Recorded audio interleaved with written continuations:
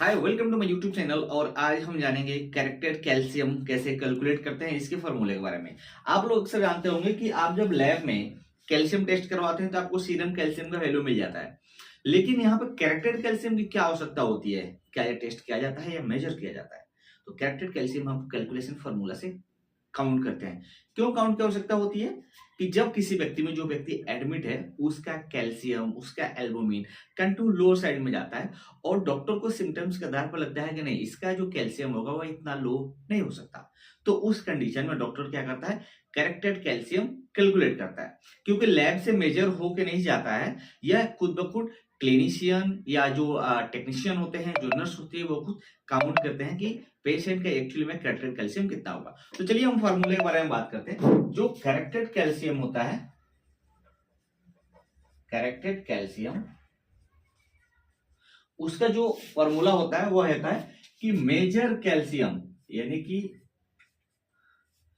जो आपके लैब में जो टेस्ट होके आया है कैल्शियम का, वह measure calcium plus 0.8 multiply 4 minus albumin.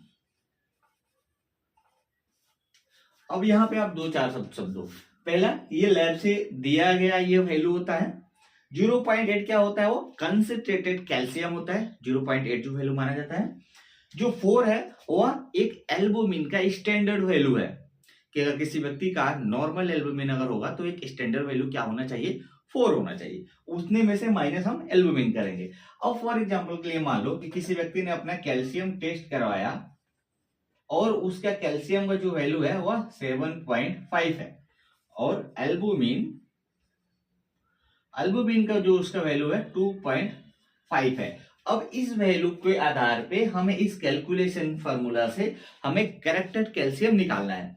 तो हम यहाँ पे क्या करते हैं कि वैल्यू को फिट कर देते हैं। तो मान लो पेशेंट का जो कैल्शियम है वह 7.5 है प्लस 0.8 मल्टीप्लाई 4 माइनस 2.5।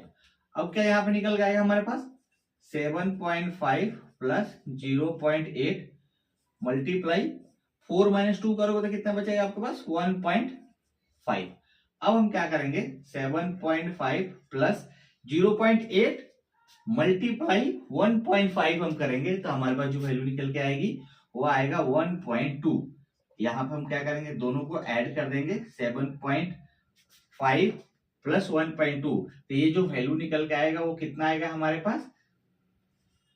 8.7। ये हमारा करेक्टेड कैल्शियम होगा, यानी कि उस पेशेंट का जो करेक्टेड वैल्यू हो जाए, जो करेक्ट वैल्यू होगा जो कैल्शियम का, एक्चुअली में उसके बॉडी के अंदर जो कैल्शियम मौजूद है वह 8.7 mg पर डेसीलीटर में मौजूद है। ये जो हमने निकाला है वह डेसीलीटर में निकाला है और एम मोल पर लीटर, ग्राम पर लीटर में भी निकाला जाता है, लेकिन ये mg पर डेसीलीटर का ये फॉर्मूला है। और पेशेंट का जो नॉर्मल जो रेंज होता है, आप देखोगे जो नॉर्मल रेंज होता है वो कितना होता है? 8.3 से लेके 10.3 mg पर डेसीलीटर तक मौजूद रहता है।